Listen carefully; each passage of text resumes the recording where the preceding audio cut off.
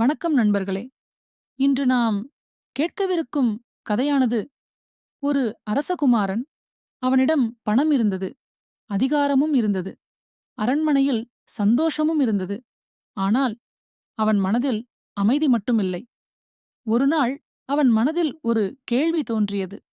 உண்மையான அமைதி என்பது என்ன? அந்த ஒரு கேள்விக்கான பதிலை தேடி அவன் தொடங்கிய பயணம் இறுதியில் அவன் வாழ்க்கையையே முழுவதுமாக மாற்றியது. கதைக்குள்ள போறதுக்கு முன்னாடி, நம்ம போன தடவ அப்லோட் பண்ண கதை சரியாவே வியூஸ் வரல. அதுக்கு ரீசன் என்ன காரணம்னு எங்களுக்கு தெரியல. கதை நல்லா இல்லையா? இல்ல கன்டென்ட் உங்களுக்கு புடிக்கலையா? இல்லனா ஸ்டோரி உங்களுக்கு ரீச் ஆகலையா?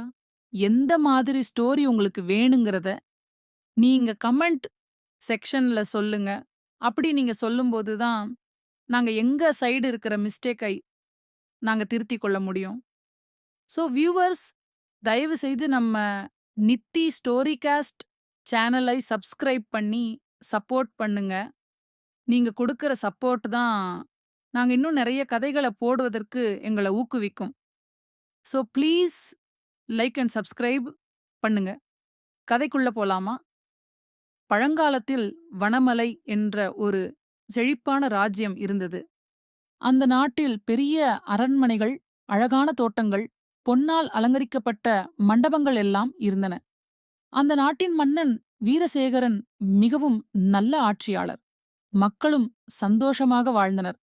மன்னனுக்கு தயாளன் என்ற ஒரே மகன் இருந்தான். தயாளன் புத்திசாலி. எல்லோரிடமும் அன்பாக பேசுவான். ஆனால் அவனுக்குள் மட்டும் ஒரு தெரியாத வெறுமை இருந்தது.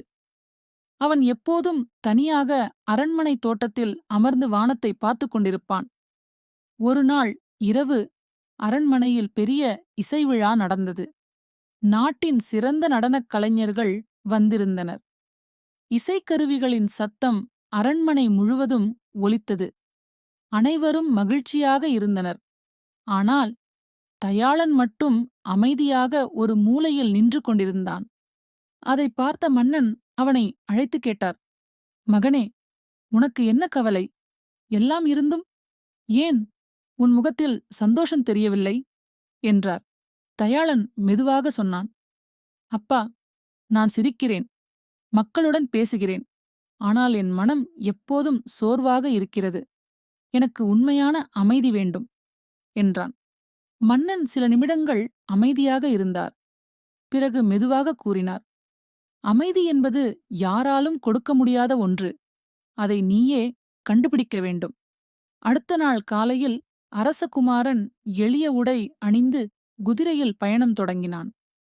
பல மணி நேர பயணத்திற்குப் பிறகு அவன் ஒரு பெரிய சந்தை இருக்கும் கிராமத்துக்கு சென்றான். அங்கே மக்கள் ஓடிக்கொண்டே இருந்தனர். ஒருவர் பொருள் விற்றார், ஒருவர் சண்டையிட்டார், சிலர் பணத்துக்காக வாக்குவாதம் செய்தனர். தயாளன் ஒரு வயதான வியாபாரியிடம் கேட்டான். தாத்தா, நீங்கள் சந்தோஷமாக இருக்கிறீர்களா? அந்த வியாபாரி சிரித்தார். பணம் இருந்தால் சந்தோஷம் வரும் என்று நினைத்தேன். ஆனால் இப்போது பணத்தை காப்பாற்றுவதற்கே பயமாக இருக்கிறது என்றார். அந்த வார்த்தைகள் தயாளனின் மனதில் நின்றுவிட்டது. பணம் அமைதியை தராது போல என்று நினைத்தான். பிறகு அவன் அடர்ந்த காட்டுக்குள் சென்றான். அங்கே பறவைகள் இனிமையாக பாடின. மரங்கள் காற்றில் ஆடின. அருகில் ஒரு சிறிய ஆறு ஓடிக்கொண்டிருந்தது. இதுதான் அமைதி இருக்கும் இடம் என்று அவன் நினைத்தான். அந்த இரவு ஒரு மரத்தின் கீழ் தூங்க முயன்றான். ஆனால் இரவு ஆழமான போது விலங்குகளின் சத்தம் கேட்கத் தொடங்கியது. தொலைவில் ஓநாய் அலறியது. இலைகள் அசைந்தன. தயாளனின் மனதில் பயம் வந்தது. வெளியில் அமைதி இருந்தாலும் மனதில் பயம் இருந்தால் பயனில்லை என்று அவன் உணர்ந்தான். பல நாட்கள் கழித்து அவன் ஒரு உயரமான மலைப்பாதையில் சென்று கொண்டிருந்தான். அப்போது தொலைவில் ஒரு சிறிய குடிசை தெரிந்தது. அதன் முன் வெள்ளை தாடியுடன் ஒரு முதிய முனிவர் அமர்ந்திருந்தார். தயாளன் அவரை பார்த்தவுடன் மனதில் ஒரு அமைதி தோன்றியது.